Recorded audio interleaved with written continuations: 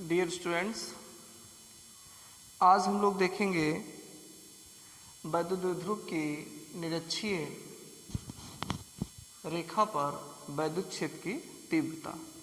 अक्षीय वाला हम वीडियो भेज चुके हैं या हमारे चैनल पे अक्षीय का वीडियो है।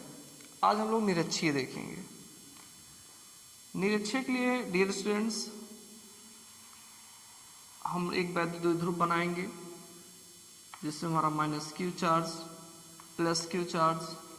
वैद्युत द्विध्रुव हम लोग जानते हैं कि समान परिमाण के किंतु विपरीत आवेश एक दूसरे से अल्प दूरी पर व्यवस्थित होते हैं।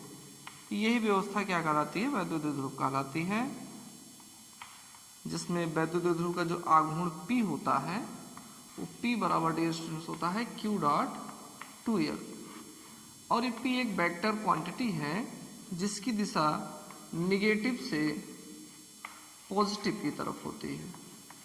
ये ध्यान रखना है आपको, ठीक। हमको इस वैद्युत द्विध्रुव के कारण निरक्षीय स्थिति में, निरक्षीय स्थिति मतलब डियर स्टूडेंट से होता है अक्षीय मतलब इसी लाइन में, निरक्षीय मतलब ऊपर इस तरफ या इस तरफ। तो हम लोग मान ले रहे हैं कि r डिस्टेंस पे यहाँ पे एक बिंदु आपका डिस्टेंस P है। इसी P बिंदु पर हमको क्या करना है? इलेक्ट्रिक फील्ड निकालना है। और किसके कारण डियर स्टूडेंट्स? ये माइनस Q चार्ज के कारण, इस चार्ज के कारण, और दोनों डियर स्टूडेंट्स इक्वल डिस्टेंस पे होंगे इस बिंदु से। ये मान लीजिए एंगल थीटा है। चूंकि ये इक्वल है तो ये भी एंगल आपका थीटा ही हो जाएगा, और ये डियर स्टूडेंट्स आपका 90 रहेगा। वो हम यहाँ बना देते हैं, ये आपका क्या होगा? 90 होगा। इस माइनस क्यू के कारण इलेक्ट्रिक फील्ड इसी की तरफ होगा। मान लीजिए E1 है, पॉजिटिव के कारण इलेक्ट्रिक फील्ड इससे बाहर की तरफ होगा, इसी लाइन पे डियर स्टूडेंट्स, इसी लाइन पे बाहर की तरफ E2 है। अब चूंकि इसी P पॉइंट पर दो इलेक्ट्रिक फील्ड आ गया और दोनों अलग अलग डायरेक्शन में है डियर स्टूडेंट्स, इसलिए अब हम इन दोनों इलेक्ट्रिक फील्ड का फाइनल इलेक्ट्रिक फील्ड निकालेंगे, अर्थात रिजल्टेंट निकालेंगे। अब E1, ये E2 है, E1 है, इसी की तरफ, ये आइडिया मिल गया, इसी की तरफ, ये इधर है, ये इधर है, तो इतने ही रेंज में हमारा क्या होगा? इन दोनों का रिजल्टेंट होगा। तो मान लेते हैं इन दोनों का रिजल्टेंट इस तरफ है ऐसे, और ये रिजल्टेंट इसी के अक्ष के, ये जो हमारा वैद्युत द्विध्रुव इसी के समांतर है, और ये इससे कोण कितना बन गया डियर स्टूडेंट्स? थीटा हो गया, ठीक। ये थीटा हो गया डियर स्टूडेंट्स। तो ये E2 है, E2 का ये थीटा हो गया। तो अब हम लोग क्या करेंगे? इसके दो वियोजन कर लेंगे, दो भागों में वियोजित कर लेंगे, एक क्षैतिज एक ऊर्ध्वाधर। ऊर्ध्वाधर डियर स्टूडेंट्स आपका ये हो जाएगा, क्षैतिज आपका क्या हो जाएगा डियर स्टूडेंट्स? E2, ये cos थीटा है ना, इधर cos थीटा हो जाएगा, ये आपका E2 sin थीटा। वियोजन थोड़ा ध्यान से देखिएगा। अब डियर स्टूडेंट देखिए, हमको इस E1 को भी वियोजित करना है। क्योंकि यहाँ पे कोई एंगल नहीं है, लेकिन एंगल हम व्यवस्थित कर सकते हैं। देखिए थीटा है, 90 है, तो ये आपका डियर स्टूडेंट्स हो जाएगा 180 माइनस 90 प्लस थीटा, अर्थात ये हो जाएगा हमारा 90 minus theta dear students, 90 minus theta हो जाएगा। अब जरा आप ध्यान दीजिए कि ये और ये दोनों 90 पे हैं, तो ये क्या हो जाएगा? 90 में से इसको हम माइनस करेंगे तो एट लास्ट डियर स्टूडेंट्स हमारा ये भी एंगल क्या आ जाएगा? थीटा आ जाएगा, ठीक। तो अब देखिए E1 को हम लोग वियोजित करेंगे तो आपका E1 का इसी तरफ आएगा जो है E1 cos थीटा, और इस तरफ हो जाएगा E1 sin थीटा। यही वियोजन डियर स्टूडेंट्स आपको ध्यान रखना है। इसको हम अलग से भी कहीं समझा सकते हैं। बात आपको यहाँ पर भी समझ में आ गई होगी कि E2 इससे बाहर की तरफ, E1 को हमने इसी की तरफ मान लिया, E1 को हमने वियोजित किया तो E1 cos theta, E1 sin theta. यहाँ पर थीटा हमने मान रखा है, और संयोग से ये थीटा तो ये भी थीटा हो जाता है। उसको आपको हम दिखा भी दिए कैसे हो जाता है। 90 थीटा 90 माइनस थीटा, ये पूरा 90 है, ये थीटा आपका हो गया E2 cos थीटा और E2 sin थीटा। अब डियर स्टूडेंट देखिए, इसी लाइन पे, एक ही लाइन पे ये आपका इस तरफ है और ये आपका इस तरफ है, मतलब सेम है और अपोजिट है, तो सेम और अपोजिट कैंसिल हो जाएंगे, अर्थात हमारा जो E1 और E2 का जो रिजल्टेंट फील्ड है उसमें इनका कोई पार्टिसिपेशन नहीं रहेगा। ठीक, किसका हो जाएगा इस बिंदु पर? सिर्फ इन्हीं दोनों का, क्योंकि ये एक ही डायरेक्शन में है। तो यदि हम कहें P बिंदु पर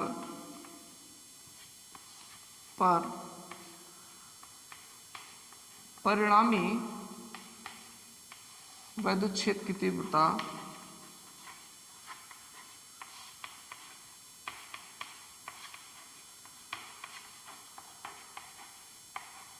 तो क्या हो जाएगा dear students? E equal to आपका हो जाएगा E1 cos theta plus E1 cos theta,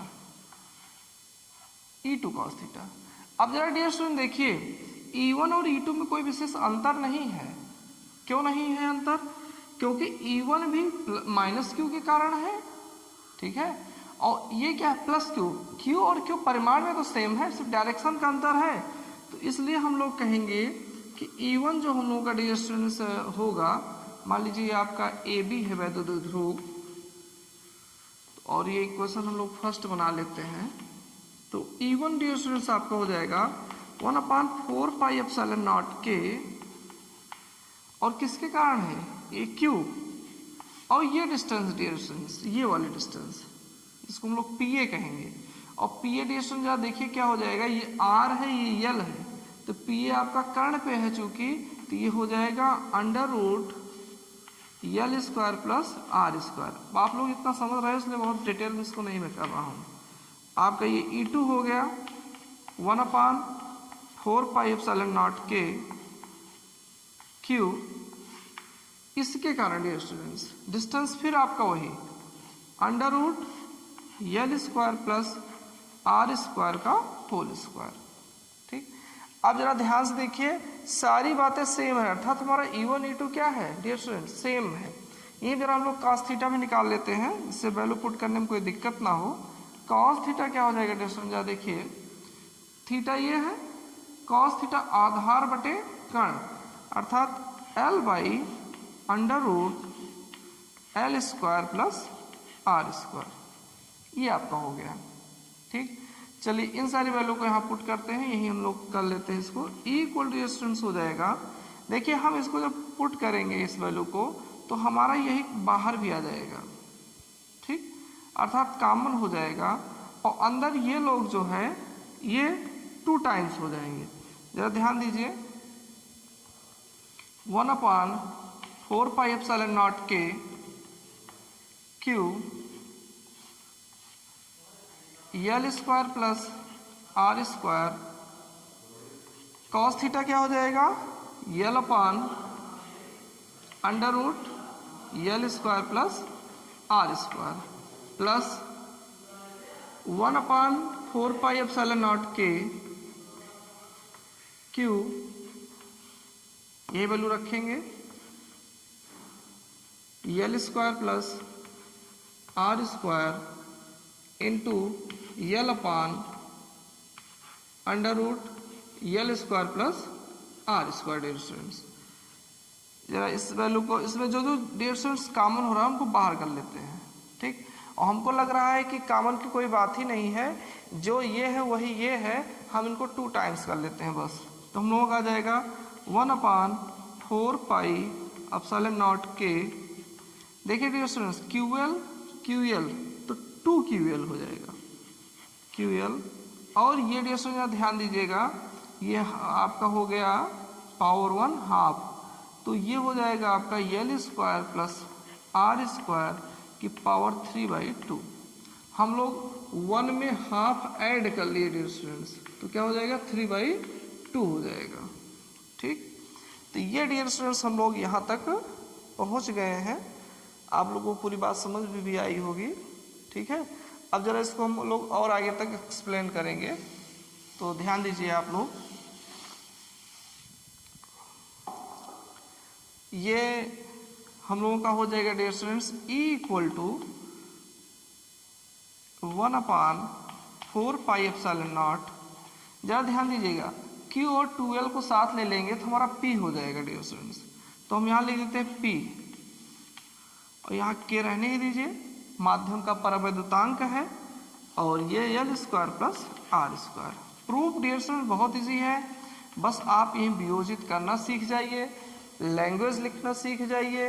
language लिखने में डियर स्टूडेंट्स कुछ नहीं होता है, हमारे पास एक वैद्युत द्विध्रुव है जिसमें -Q और +Q विपरीत चार्ज है, समान परिमाण के हैं। इनके मध्य बिंदु O से R दूरी पर हमको एक बिंदु P है जहां पर हमें वैद्युत क्षेत्र की क्या करनी है, तीव्रता निकालनी है।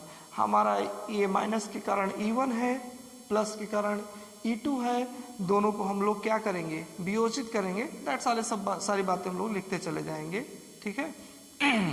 आपके पास कोई बुक होगा उसकी भी मदद ले लीजिएगा लिखने के लिए। बाकी डेरिवेशन जैसे हम आपको समझा रहे हैं, डेरिवेशन में कहीं कोई दिक्कत हो तो आप हमको कमेंट कीजिएगा। चलिए यहाँ डियर स्टूडेंट देखिए, हम पहले ही मान लेते हैं कि बहुत इसका अमाउंट लेंथ बहुत कम है, अल्प है, ठीक है। तो L लेस देन जो है आपका क्या हो जाएगा R। It means L square और ज़्यादा लेस हो जाएगा किसके, R स्क्वायर से। तो हम लोग क्या करते हैं, इसको L स्क्वायर को इग्नोर कर देते हैं, इसकी उपेक्षा कर देते हैं, ठीक है, इग्नोर कर देते हैं हम लोग। तो E इक्वल टू आपका हो जाएगा 1/4πε0 के P/, इसको छोड़ दीजिए डियर स्टूडेंट्स, इसकी उपेक्षा कर दीजिए, R स्क्वायर 3/2 हो गया। अब देखिए 2 कैंसिल हो जाएगा, R की पावर 3 हो जाएगा। 1/4πε0 के P/, R की पावर से 3 डियर स्टूडेंट। बस ये हम लोगों का आ गया final electric field on equatorial line, ठीक है। निरक्षीय स्थिति में किसी बिंदु पर हमारा क्या आ गया, final electric field E equal to 1/4πε0 के P/R3। हम लोग डियर स्टूडेंट्स देख भी चुके थे, ये हमारा निरक्षीय का है। अक्षीय में हम लोगों ने देखा था कि अक्षीय में जो हम लोगों की इलेक्ट्रिक फील्ड आता है वो डियर स्टूडेंट्स आपका होता है E इक्वल टू 1/4πε0 के 2P/R3। जरा ध्यान दीजिए, E दोनों में जो है इन्वर्सली क्या है, R की पावर 3 के प्रोपोर्शनल है, इन्वर्स में प्रोपोर्शनल है। और किसी पॉइंट चार्ज के लिए जो हमारा इलेक्ट्रिक फील्ड होता है वो आपका स्क्वायर में प्रोपोर्शनल होता है, और ये क्या है, क्यूब में प्रोपोर्शनल है, ठीक है। इनवर्स प्रोपोर्शनल है क्यूब में, ये स्क्वायर में, ये डिफरेंस है डियर स्टूडेंट्स।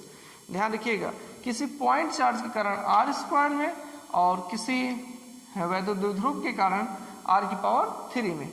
अब जो मुख्य अंतर है, जो मेन डिफरेंस है in axial position and in equatorial position में, वो क्या है कि आपका एक्सियल में 2P होता है और इक्वेटोरियल मतलब अक्षीय में 2P और निरक्षीय में क्या है, सिर्फ P, अर्थात इसका 2 टाइम्स आपका ये है, ठीक। इसका मतलब ये हुआ डियर स्टूडेंट्स, अगर हम इसी वैद्युत द्विध्रुव के कारण मान लीजिए 5 मीटर हमको इलेक्ट्रिक फील्ड निकालना है और 5 मीटर यहाँ पे इलेक्ट्रिक फील्ड निकालना है, तो यहाँ का जो इलेक्ट्रिक फील्ड होगा इससे क्या होगा, या इसका जो इलेक्ट्रिक फील्ड होगा इसका 2 टाइम्स यहाँ का इलेक्ट्रिक फील्ड होगा डियर स्टूडेंट्स। ये मतलब है सेम डिस्टेंस के लिए अक्षीय में इलेक्ट्रिक फील्ड आपका ज़्यादा होता है। ये हो गया निरक्षीय का डियर स्टूडेंट्स, आपका ये हो गया। एक चीज़ हमको और देखना है, ये P/R3 हम लोग अभी इसको प्रूव किए हैं, बाकी सब लोग अच्छे समझे कैसे है। इसमें डियर स्टूडेंट्स एक चीज़ आप ये देखिए कि कभी कभी पूछा जाता है अक्षीय में जो इलेक्ट्रिक फील्ड है उसका डायरेक्शन किस तरफ है, या निरक्षीय में जो फील्ड इलेक्ट्रिक फील्ड है उसका डायरेक्शन किस तरफ है। तो ज़रा ध्यान दीजिएगा, इसके लिए हम एक बढ़िया व्यवस्था बनाए हैं कि हम लोग जैसे जानते हैं माइनस से चार्ज जो होता है प्लस से चार्ज निकलता है डियर स्टूडेंट ना, माइनस में इंटर करता है, प्लस से निकला और माइनस में क्या हुआ, माइनस तरफ आके इंटर किया, तो प्लस से निकल रहा है, इधर ध्यान दीजिए, इधर ये निकल रहा है और ये यहाँ इंटर किया, ठीक। तो अब जरा ध्यान दीजिए, यहाँ जो इलेक्ट्रिक फील्ड है अगर आप देख रहे हो, ये इलेक्ट्रिक फील्ड ऐसे शो हो रहा है, अर्थात यहाँ पे जो इलेक्ट्रिक फील्ड होता है अच्छी में वो निगेटिव से पॉजिटिव की तरफ होता है, ठीक। और जरा ऊपर आके देखिए, यहाँ पे जो इलेक्ट्रिक फील्ड है क्या है, पॉजिटिव से हमारा किस तरफ है, निगेटिव की तरफ। ये देखिए जरा ध्यान दीजिए, इलेक्ट्रिक फील्ड किस तरफ था, पॉजिटिव से निगेटिव की तरफ। तो ये भी आप ध्यान रखिएगा, यहाँ पे electric field negative to positive, और यहाँ पे इलेक्ट्रिक फील्ड जो होगा आपका पॉजिटिव टू निगेटिव। तो डियर स्टूडेंट्स, इन सब बातों को रटना ना पड़े, आप इन ऐसी व्यवस्था से आप इनको समझ लीजिए। इलेक्ट्रिक फील्ड यहाँ पे 2p/r³ होगा अच्छी में, निरक्षय में आपका p/r³ होगा। यहाँ का जो इलेक्ट्रिक फील्ड होता है इसका 2 टाइम्स यहाँ का इलेक्ट्रिक फील्ड होता है, डायरेक्ट हम लोग लिख सकते हैं। मान लीजिए कल कोई क्वेश्चन हुआ, आपका बता दिया गया कि यहाँ पे इलेक्ट्रिक फील्ड क्या है आपका 50 है, ठीक, यहाँ पे कितना होगा 2 टाइम 100 हो जाएगा, ठीक। तो आज के लिए बस इतना ही, कल हम लोग या नेक्स्ट वीडियो में हम लोग दूसरे टॉपिक के साथ मिलेंगे, ठीक। और आप हमारे चैनल पे बहुत सारे वीडियो हैं, उनको आप देखते रहिए और अध्ययन करते रहिए। थैंक्स।